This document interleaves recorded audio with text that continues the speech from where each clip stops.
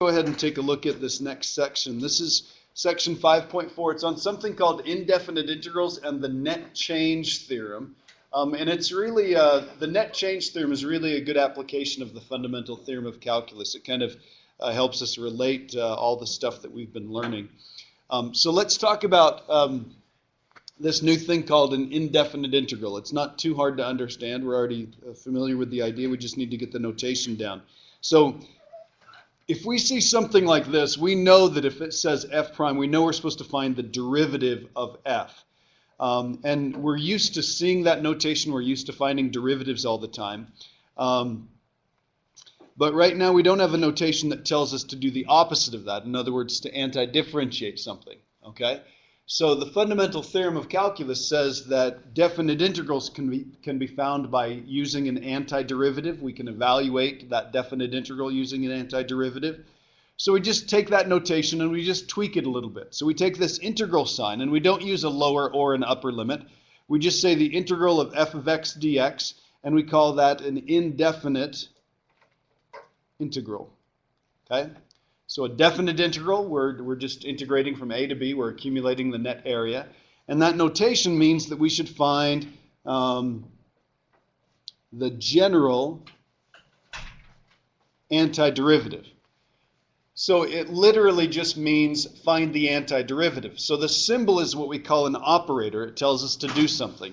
Again, in the same fashion that the square root symbol or the radical symbol tells us to do something. It's just that now this weird symbol, we know what it means. It means we're supposed to anti-differentiate. So when we find an indefinite integral, what we're finding is a family of functions. A family of functions which all differ by a, what am I going to put right here? That all differ by a constant. Okay?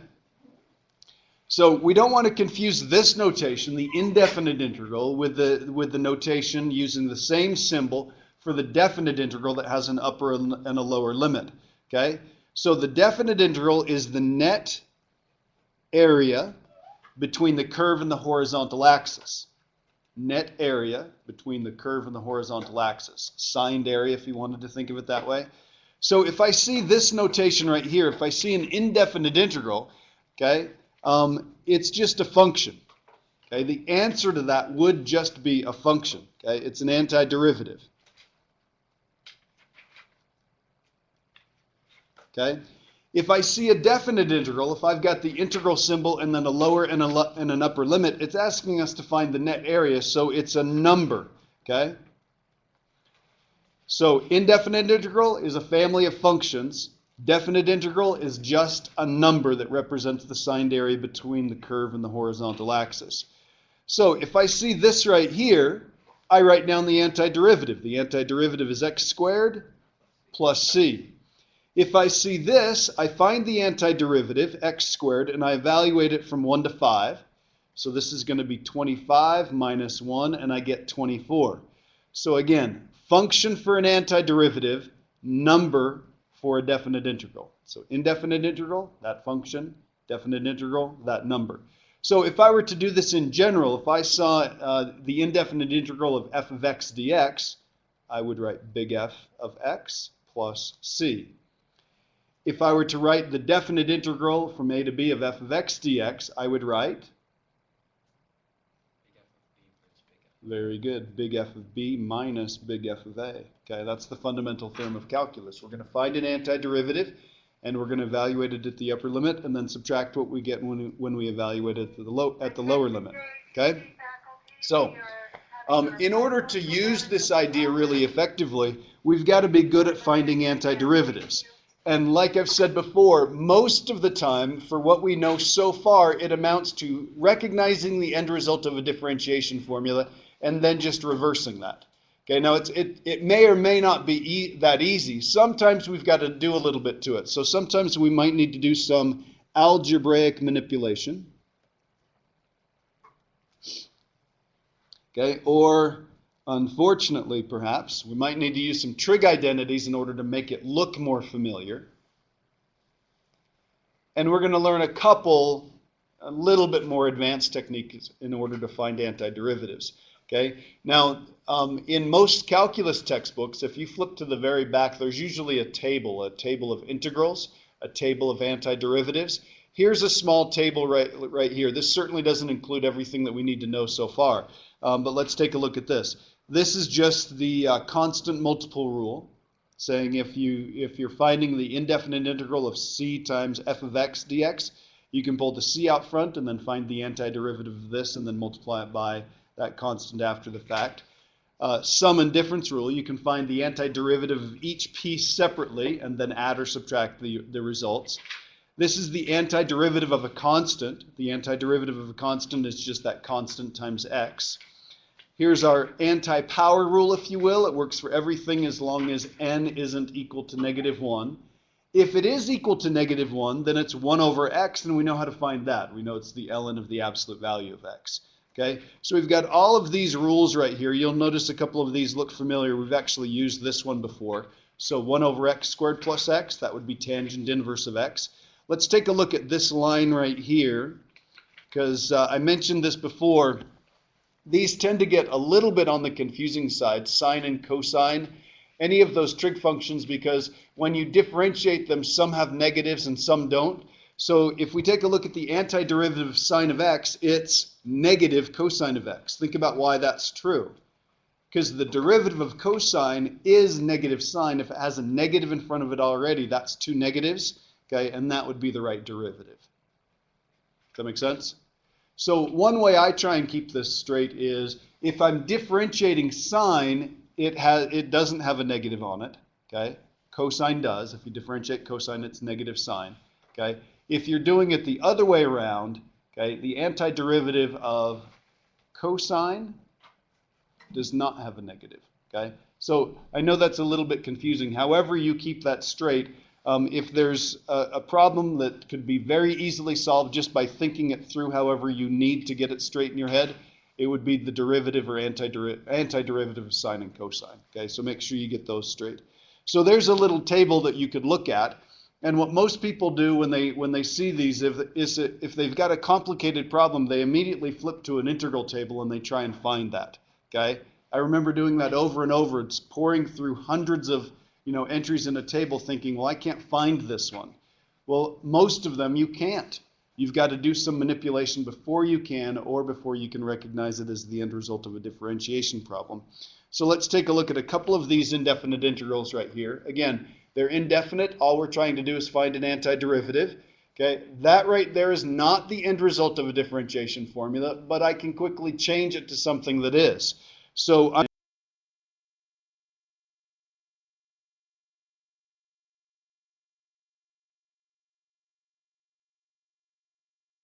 anti-differentiate. So this is going to be x to the fourth over 4 plus 9. Isn't that just x cubed? Okay, just x cubed plus c. Don't forget the c there. There's our general antiderivative. So there's the indefinite integral of that integrand there. Any questions? Let's take a look at the next one.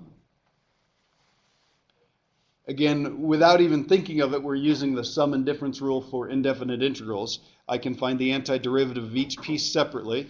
What's the antiderivative of 4 over x? Okay, 4 ln absolute value of x. Does that one look familiar? It's a square root function, so negative square root because it's got the negative in front there. Okay, and then for this one right here, I'd have to think about this for just a second.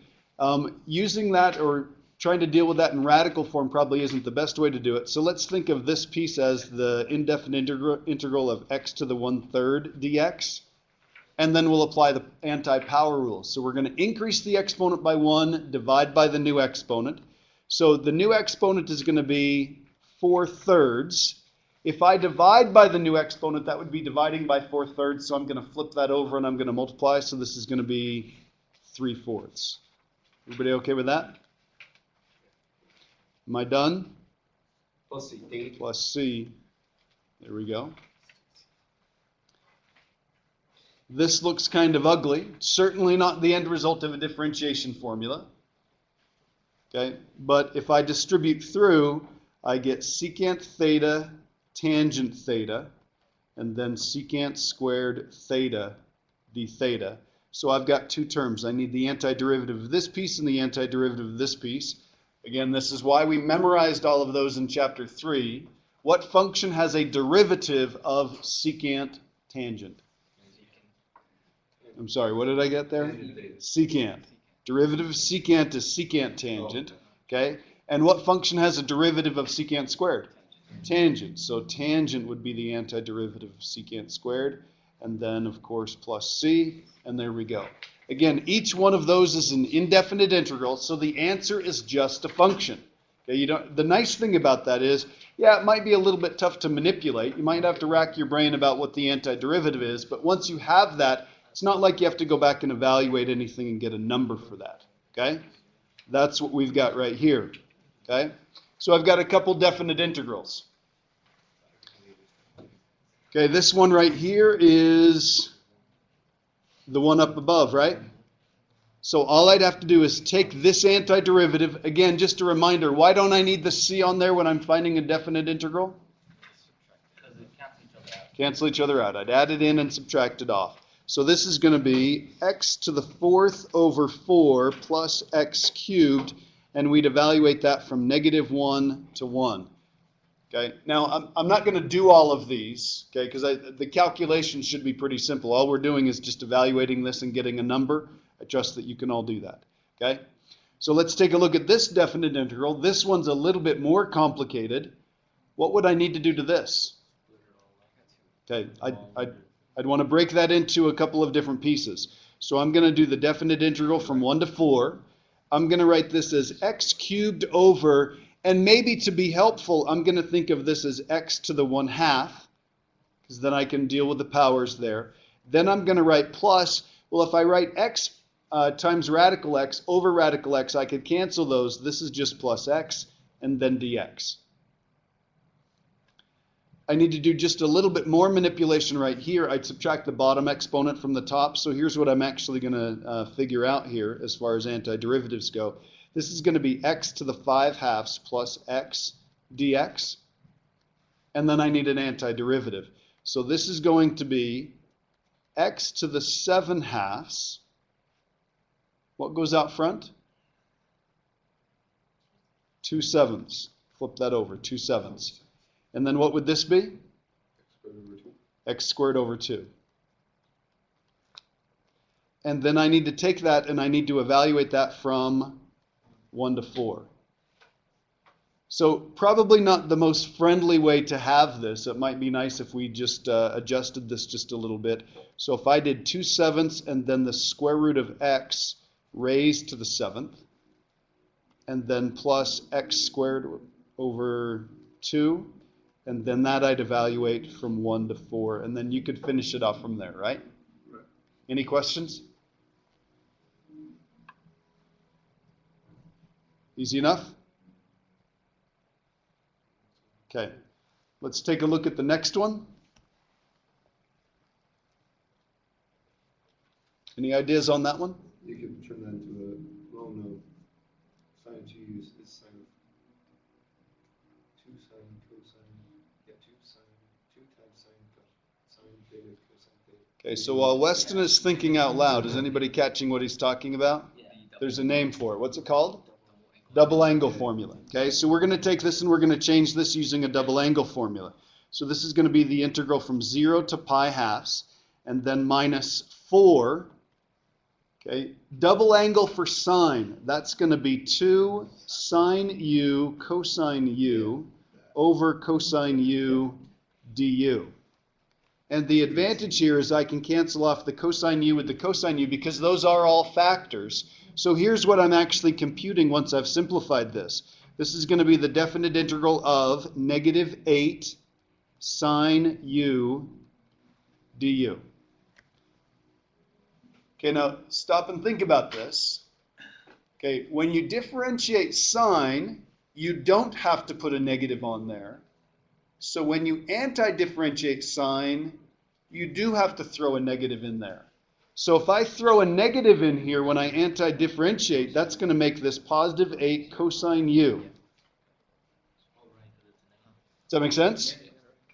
Okay, again, I would, however you get those straight, make sure you get them straight, and then just, once you think you've got a method that works, just double check. If I differentiate this, do I get this? Yes, I do. Okay? And then I just need to evaluate that from 0 to pi halves. Okay, everybody knows what the cosine of pi halves is, right? 0. Very good. If you weren't going to say 0, please go back and review some trig. Cosine of 0? 1. Okay, so make sure you get those straight. So the answer on this one would be, and one thing that can be helpful sometimes, I will go ahead and evaluate this one, is if you pull that out front, this would be the cosine of pi halves minus the cosine of 0. So this is just going to be 8. This would be 0 minus 1. So the answer on this one is negative 8. What can you tell me about the graph on this interval? What can you tell me about the graph on this interval? Okay. Well, it may not be all below the x-axis, but there's definitely more below the x-axis than there is above the x-axis. In fact, there's precisely 8 more units below than there is above, because we're integrating in a positive direction. Does that make sense? Okay. Any questions there? Okay. Let's take a look at this next one. Again, we're not going to do every one of these. We're just going to talk about how we'd set these up, and we'll get them to a certain level here. So let's take a look at this one right here. That is very annoying. Need thicker walls or something.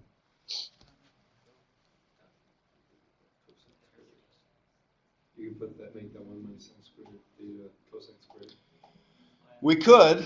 We could make this a cosine squared, and then I'd have a cosine squared over a sine squared, which would give me a cotangent squared. Is cotangent the end result of differentiating some function? Not one that we have. Okay, so that would be barking up the wrong tree there. Nothing wrong with that. Maybe you could work that into something, Peter. Would you separate it so it's 1 over sine squared of x? Okay. Okay, I'm going to put a little equivalent here, and I'm just going to do some work here. I'm going to think 1 over sine squared theta, then I'm going to think minus sine squared theta over sine squared theta, and I'm going to be doing some mental arithmetic here. I'm going to be thinking, hey, that's just a 1. I can anti-differentiate that. And I'm going to be thinking, this is a cosecant squared. Is cosecant squared the derivative of anything? Yes, it is. Okay, so I'm going to go ahead and rewrite this as, this would be the definite integral from pi fourths to pi halves. I'm going to separate this into a cosecant squared theta and then minus a 1 d theta.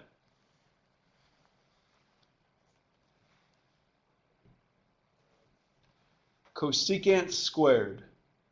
What function has a derivative of cosecant squared? Okay, negative cotangent, right? So this is going to be negative cotangent theta. Antiderivative of negative 1 with respect to theta? Just a negative theta. And then we just evaluate this from pi fourths to pi halves.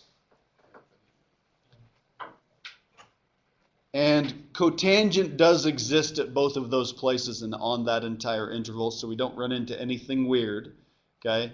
You might want to think about how you actually evaluate cotangent. Have to evaluate tangent. You could do 1 over the tangent. Okay? Because it's a reciprocal function, right? Okay, couldn't I just rewrite this as negative 1 over tangent of theta? Wouldn't that work? Make it a little more comfortable? Okay. You can finish that off, right? Okay, let's take a look at this one. Again, for some reason, well, maybe not for some reason. I mean, we kind of know what the reason is. There are so many different ways to write trig functions using identities There are lots of different ways that we could algebraically and trigonometrically manipulate these. We just want to get this into a format where I can look at it and say, hey, I know the antiderivative for that function there. Peter? Would you pull out a cosine just at the top? Okay, let's see what happens if we pull out a cosine. Now this looks like a nasty mess right now, and there's certainly nothing that we can cancel here. But if I pull out a cosine, so again, I'm just going to do this just to kind of do some mental work. I'm going to write cosine of x, then I'm going to write 1 minus cosine squared x all over sine squared x. You can put a sine squared. And then I'm going to think to myself, hey, that's an identity. That's a Pythagorean identity just rearranged. So that's going to be sine squared x. And then I cancel these. So going from this ugly mess, using a little bit of factoring, a little bit of algebra, and a trig identity, I then turn this into 1 to pi over 2 cosine x dx. And that we do know how to anti-differentiate. Any questions there? Again, don't lose sight of what this is asking. As ugly as this mess was, it's asking this. How much area is there between 1 and pi halves? Between 1 and about 1.57 on that particular curve right there, on the cosine curve. That's what it's asking for. Okay? Let's take a look at this one right here. This one looks really weird. Okay, but let's think about this. I think we mentioned what we do with absolute value. Absolute value would take anything that's below the x-axis and it would flip it above the x-axis, right? So if I think about what t cubed looks like on this interval, we're going from -1 to 3, and this grows really quickly, so I'll have to exaggerate just a little bit, okay? It goes like this, and then like that. So we want to accumulate all of this area, and we want all of it to count as positive. Now, absolute values are a pain in the butt to deal with when they're in derivative form or when they're in integral form. So how can I take this and how can I guarantee that if I accumulate the area from 1 to 3, that I get to count everything as positive? How could I set this up? I mean, this is a picture of what I want. How can I make the calculation using antiderivatives and definite integrals? Yeah. Instead of doing f of b minus f of a, you would do f of b plus big F of b plus big F of a. You mean subtract the lower, like instead of doing big F of b minus big F of a, could we just do a plus this? Yeah. Not quite that simple. Okay? Yeah. Would you write it as two different things, so you're accumulating from 1 to 0 and then from 0 to 3? Absolutely. That's what we're going to do. In other words, most of the time what we do with the absolute value function is we break it up into a piecewise function, essentially. We're going to treat this right here as if we took this and we flipped it over so that it looks like this. Okay? So we can count it as positive. Or, I mean, there are a couple different techniques that we could use here. If I integrate from, let's see, if I went from 1 to 0 of t cubed dt, what would the sign of the answer be? It would be negative, right? Because I'm going in a positive direction and it's below the x-axis. So I could do a couple of things. I could take care of that by just putting a negative in front of it. Would that work? -1. What's that? -1 instead of +1. Oh, thank you. Yeah, thanks. Okay, And on your equation. there too. Thank you. Very good. Okay, so -1 to 0. Okay, so let me back up. If you went from -1 to 0, okay, you're integrating or you're accumulating in a positive direction. All of the function values are below the x-axis, so the answer would be negative. We can take care of that two ways. Realize it's going to be negative and put a negative in front of it. Okay? And then let's just add the rest of it. If we integrate from 0 to 3 t cubed dt, do we have any worries about the sign of the answer here? No, so that would be fine. Okay? Or we could do this. Let's go from 0 to 3. Let's do the stuff that we know is going to work out to be positive. And then let's add the integral from 0 to -1 t cubed dt. Would that work? Yeah. It would, because we're integrating in the negative direction. The function values are below the x-axis, so that's going to count as a positive also. Okay? the way we could make the adjustment on this one is if I switch the two of these, if I change the direction of integration, I put another negative in front, so that would change it to a positive, and then we get this result right here. Okay? Does that make sense? Okay.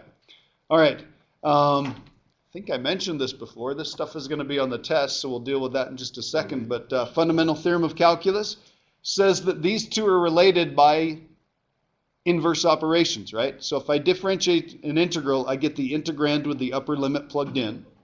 Differentiation and integration are inverses of each other. And if I want to evaluate a definite integral, I find an antiderivative evaluated at the upper limit. Take that same antiderivative, evaluated at the lower limit, and that would be our net change that we've accumulated there.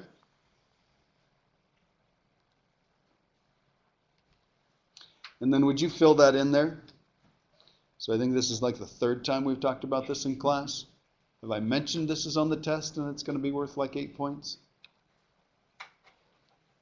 So this is derivatives, right?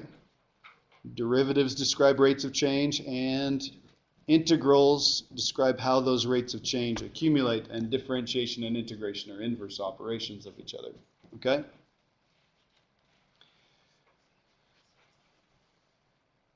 Okay, so we've spent just a couple of sections talking about antiderivatives, and we spent a ton of time talking about derivatives and how we can apply those to the real world. Well, there are lots of applications of indefinite integrals or antiderivatives and definite integrals, as just like there are for differentiation. So let's say we were given a function that gives us a rate. Okay, it's in terms of rate of something, just like when we were dealing with velocity, it was maybe meters per second or something like that. Meters per second is a rate, so it's talking about how something is changing. So let's say we've got a function that gives us the gallons of water used per day in a particular city. So the units for that would be gallons per day. If the units are something per something, we've got a rate. In this case, it's gallons per day. Pounds of steel per foot. So we've got pounds per foot. That's a rate. Okay? It's how the weight of that beam accumulates as we make it longer and longer and longer. Okay? If we've got C prime, and this is, I'll mention this because you're going to see this again in 1220. This is the Greek letter rho, and a lot of times it's used for density and things like that. So if I've got C prime, we've talked about this before, if that's the marginal cost and it's given it's the cost per unit, again, this would be the rate. It is a cost per unit. And if we've got velocity in miles per hour, we've got miles on the top and hours on the bottom, we've got a rate.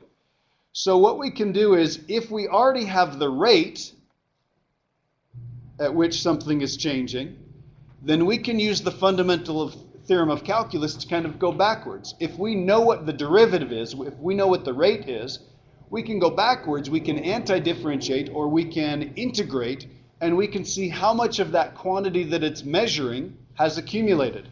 So how many miles have accumulated? How much cost has accumulated? How many pounds have accumulated as we make this beam longer and longer and longer? Okay? That is going to drive us crazy. We've had noise issues today. Okay, so this is something called the net change theorem. Okay, so it says the integral of a rate of change is the net change. I mean, it's that simple. If you have a rate of change and you integrate it, it will give you the net change of whatever it's measuring. So if we've got some derivative right here and we integrate that, okay, that's going to be big F of B minus big F of A. I mean, it's as simple as evaluating that antiderivative at the upper and lower limit and subtracting those. But that difference is going to be the net change in whatever it was measuring, whatever it was accumulating. So I've got a tasty example right here. On a typical day at the Hershey chocolate plant in Hershey, Pennsylvania, chocolate is used at a rate of, so this is a function that tells us the rate at which chocolate is used, okay? In pounds per hour, pounds per hour. So this is definitely a rate, and it goes from 0 to 24, okay? Actually, let's see. I should adjust that a little bit because that would go negative. I guess that wouldn't be possible. So I'll have to adjust that a little bit. But luckily on this, what's that? 24 squared is less than 600. Oh, no, so we're okay. Good, good. Okay, excellent. Okay. How many pounds of chocolate are used during the first 12 hours of the day? So let's think about what this would look like. Picked a fairly simple function right here. So it starts off at 1,000 and then we just decrease from there. So this is a parabola that opens down, whose vertex is at 0, 1,000, and it goes like this. Okay? And let's see. So 24 squared is, what is that, 6,000 or 600? No, it's even less than that, isn't it? What? What's 24 squared? What did you say it was again? 576. 576, okay? So it comes down here and at the end of the day, hasn't reached 0, but they use a ton of it to start off with, and then it just slowly decreases throughout the day. So maybe they fill all their production lines, and then it gradually kind of tapers off. Well, what we're interested in is we're interested in figuring out how much chocolate do they use between hour 0 and hour 12. That's what we want. Okay? Well, let's think about this for just a second. If we were to go back and use the techniques that we talked about before, when we started this chapter, we would take this and we would slice this up into a bunch of rectangles. Okay? And let's say we used 1 hour wide rectangles. So this would be 1 hour wide. Okay? And this axis right here is how much chocolate is used per hour. So this is going to be a height in pounds per hour. So if we take the height in pounds per hour and we multiply it by the width, which is in hours, those are going to cancel. And this area right here is just going to be in what unit? Just going to be in pounds. Okay? So on this problem, if we want to figure out how much chocolate gets used in the first 12 hours, we take that rate of change right here, 1,000 minus t squared dt, and we'd integrate from 0 to 12. So this is going to be 1,000 t minus t cubed over 3, and we'd evaluate that from 0 to 12. So this is going to be 12,000 minus 12 cubed over 3, and what do you end up with? 11,424. What would the units be? Pounds. Oops. Yeah, that's a lot of chocolate. That is a lot of chocolate. Okay? And let me show you one other thing. Remember, this right here is the height of the function. That's the integrand. And that's going to be in pounds per day, or sorry, per hour. And this right here is dt. Okay, remember I said a lot of people will just leave off that differential, the dt or the dx or the dy or the d theta or whatever it is. Okay, it has a literal interpretation. In this case, it's the difference in the little increments on this t-axis. So this would be in hours. The difference in time is in hours. That's why they cancel. That's why the answer to this problem is in pounds. Okay, does that make sense? Okay. I'm going to show you the next problem, and I'm going to tell you what my bias is right now. So go ahead and read this. Velocity of a car was read in 10-second intervals, and it was recorded in the table. Use the midpoint rule to estimate the distance traveled by the car. Okay. I mentioned this before. This textbook does an example like this, and I think you have a problem like this. I mean, it's not completely unreasonable, but what's not very good about this? Okay, it's more difficult. We're going to have to estimate what it is. Yeah. I was going to say that there are 10-second intervals, so the graph isn't going to be that smooth. Okay, it's not. I mean, these intervals are fairly large. Okay, I mean, the velocity of this car could fluctuate quite a bit in 10-second intervals. Okay, and if we have to estimate what it is in between here, well, it's not a very difficult math problem to guesstimate that right here it would be going 19 miles per hour at 5 seconds. that make sense? But you are making up data, okay? And I'm not a huge fan of making up data. So if I were doing this problem and the instructions were different, okay, and let you choose, I'd either use a left endpoint or a right endpoint approximation, okay? But either way, we'll go through and we'll do it this way. So we're going to go through and we're going to mark a 0, a 1, a 2, and so forth.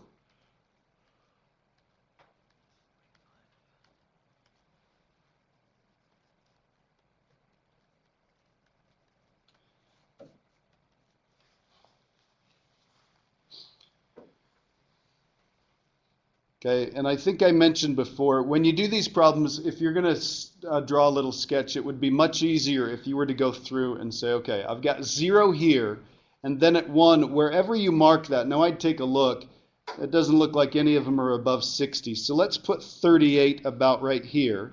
I'll mark a 38 here. At 2, we're going to mark a 52.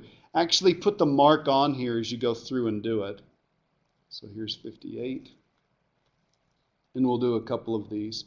Then 55, and then 51, and so forth. And then you could continue doing that, okay?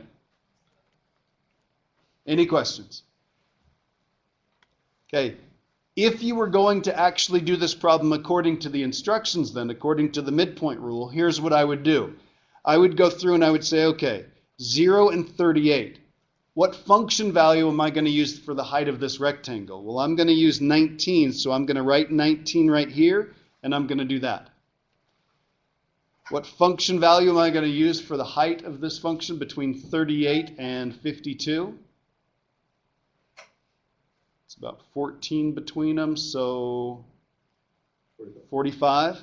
So I'd put a 45 right here, and I've got this color-coded, so it'll be a little bit easier to tell what's going on here. This was 52 and 58, so that's going to be 55. So we're going to make the height of this one 55, and then we're going to go through and we're going to do that for each one of them. Okay, so this would be, what do we got here? 56.5, and like that. Okay, now we'd have to do that for all 10, and there are only 10 rectangles, right? How many measurements are there? Careful there. There are 11 measurements, okay? So if you've got 10 subintervals, you actually have 11 measurements. You've got the beginning and the end. So if you don't count this one right here, there's the right end point of each one of them plus that left end point of the first one. So please don't mess that up. Please don't go through and make 11 rectangles. There are only 10 of them, okay? Any questions? So if I were going to set this up using the shorthand notation that we did before, or kind of the shortcut, how wide is each one of these rectangles? Okay, there's the key right there. We made it look like there was only one, and when they did this, there's only one, but we would put each one of those as 10 seconds wide, and then we're going to go through and how many little numbers am I going to be adding up here?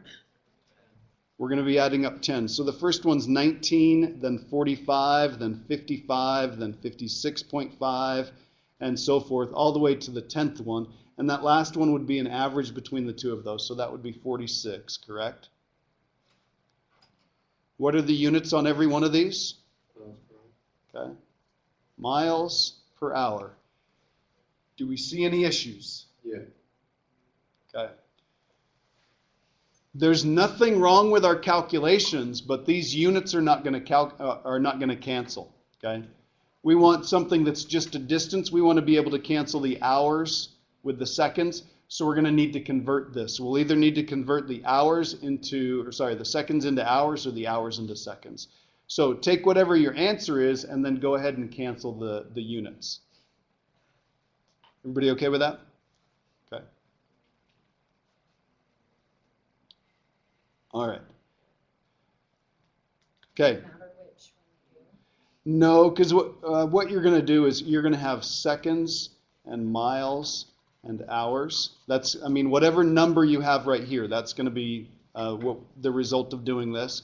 And then we're going to go through, and then I want to cancel this. So I want to figure out, I want to cancel off the seconds for sure. So I'd put seconds here, and let's do minutes here. That's So what I'm saying. Does it matter if you do seconds? No, no, won't matter.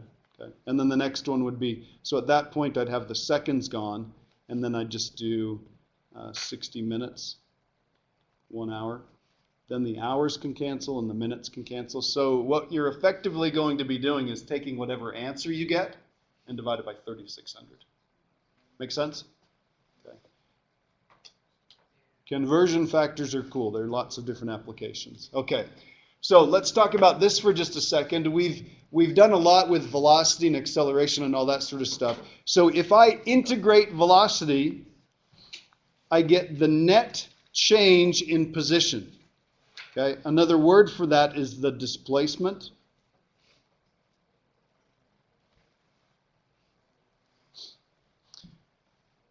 So we're used to that relationship. If I'm given position and I differentiate, I get velocity, and if I differentiate again, I get acceleration. Well, we're interested in anti-differentiating and going the other direction, right? So anti-differentiating, we're just going to call that integrating now, okay?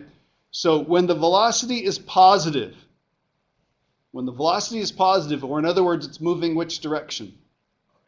Okay, usually we'll say it's moving to the right, or up, depending on the coordinate system that we've chosen, okay? Then we accumulate a positive position change. If it's moving to the right, the velocity is positive, it's moving to the right, so we'd accumulate more and more positive position change. We would be moving to the right, okay? When the velocity is negative, the object is moving to the left or down, again, depending on the coordinate system that we have, and we accumulate negative position change. So even if it was already on the right side, if the velocity is negative, it's going to be heading back toward the origin. If it was already past the origin and it was on the left side, it's going to be moving more toward the left. Okay? So if I find the sum of these, that's the net change. That's the end result of, hey, you went this far to the right, and then you went this far to the left. Where am I? Okay? What is my net position? What is my net change? Okay? So sometimes we're interested in the total distance traveled. We want to know how far did we go. So you went this far to the right and you went this far to the left. How far did I actually go? So if you'll remember that problem that I showed you, my little trip to Idaho, my displacement when I got back home was 0. But just because my displacement was 0 doesn't mean that my total distance traveled was 0. Okay? Because I went a long way up and a long way back. Okay? So what we need to do is we need to add the position changes. We need to figure out how far did we go to the right, how far did we go to the left, and we kind of need to think of that in terms of absolute value or something kind of like that, okay? So there are a couple different ways that we can do this, and I think it's easy to understand it if we look at it from a graphical representation. So here's problem number 6. It says a particle moves along the line so that its velocity, so there's its velocity, in meters per second can be given by that function right there. It says find the displacement of the particle between 0 and 3 pi over 2, and here it's in seconds. So that's just the displacement. That's the net change. So we're going to integrate from 0 to 3 pi halves, and the function is sine of t dt. So our integrand function is sine of t. We slap that differential on there. Let's see, when I differentiate sine, I don't need to put a negative on there. So when I anti-differentiate, I do, right? So I need a negative cosine of t. Is that right? Evaluate from 0 to 3 pi halves. So I end up with negative cosine of 3 pi halves minus cosine of 0. Again, look at all the negatives there. Please make sure you're careful. One thing that can be helpful is if you just take each time you evaluate the antiderivative, put the whole thing in parentheses. There's the antiderivative in parentheses evaluated at the upper limit, minus, there's the antiderivative with the lower limit plugged in. So what is the cosine of 3 pi halves? Cosine of 3 pi halves. It's 0. Okay, think about what cosine looks like. Okay, it would be right there. So this is going to be 0. Minus a minus, so that's going to be plus the cosine of 0, which is 1. So the answer there is 1. Okay. Now, this I use to evaluate, but this, let's take a look at this. This is the sine curve. That's what it looks like. This is our velocity function. So we accumulated a bunch of positive position change and then a bunch of negative position change, but what happened from here to here? This much is going to cancel out that much. So that's why we end up with an answer of just 1. Okay, I think we actually calculated this before. Wasn't this total area underneath one of these little loops here? That area was 2. So this area would be 1. So counts as positive 2, counts as negative 1, answers just 1. Net position changed. Yeah, but we want the total. Not on this one. Just says net. Displacement, net position change. Hold on Okay. a second. So we went 2 units to the right and then backed up 1 unit. Where did we end up with? End up with just 1 unit of position change, positive position change. Now it says find the total distance traveled. Okay. Well, what's the answer going to be? 3. The answer is going to be 3 because I went 2 units to the right, over 2 units, and then I turned around, went 1 more unit there. So I can actually calculate that a couple of different ways, but maybe the easiest would be, let's go from 0 to pi, where it's always positive, sine of t dt. Then what? Then you have to add. Okay, then we're going to go from pi to Yeah. 3 pi halves. But because we know this is negative, what would I want to put in front of this? Put a minus. Okay, so this part's going to be 2. This is going to be a minus 1. So our answer is going to be 3. Okay? Any questions? Okay. Last little bit and we're done with this section. Okay? This is mostly a thought question. So let's say that we've got this function right here, m prime, that represents the rate of change of the manatee population in manatees per year. So this function will tell us the rate of change of the manatee population in manatees per year. So what if I did the definite integral from 0 to 10 of m prime of t dt? And t is the number of years since the year 2000. That'd be 2010. Okay, this would be, that 10 would represent 2010. What would integrating from 0 to 10, what would that give us? Very, very close to the total number of manatees. This is the theorem of this section. Net change in manatee population.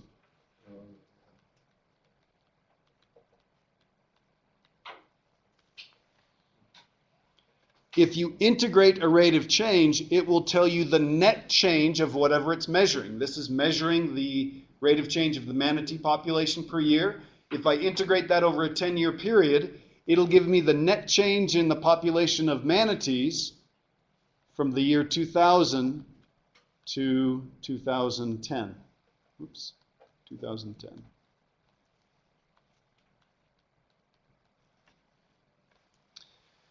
Okay, let's suppose that m prime is positive for all of those years. So say m prime is positive for every one of those years between 2000 and 2010, or in other words, from t equals 0 to t equals 10. What can you tell us? It's grown. Okay, we've got growth. If the rate's positive, population's going to be going up. We're going to be accumulating more manatees, positive number of manatees. What if it were negative? It would be decreasing, or we'd say the population is declining. Okay, now read the last question very carefully. It says, if the definite integral of m prime of t dt is 920, what can you say about the total population of manatees? Now, don't say anything out loud. Think for just a second. We already talked about what this will give you. We mentioned that up here. So what does it tell you about the total population of manatees if the definite integral from 0 to 10 is 920? First of all, what would the units be on this? Manatees. No more years on there because the per year would be canceled out with the years that we're multiplying by. So this is just manatees, 920 manatees. What does that tell you about the total population of manatees? The population's 920. Okay, so is the population 920? No. No, what it means is the net change is 920, so we'd say 920 more than in, the year 2000. That's what it would mean. It's just the net change. So now can we do 920 plus big N of 0? Yeah, yes. Okay, so Juan's question is, could we then take 920 and what if you were given big M of 0? What if you were told what the population was? What if I told you that in the year 2000 there were 10,000 manatees? How many are there in 2010? 10,920. Okay? All right. Okay, that's section 5.4. I'll pass around the sheet for 5.3 tomorrow. Thank you very much.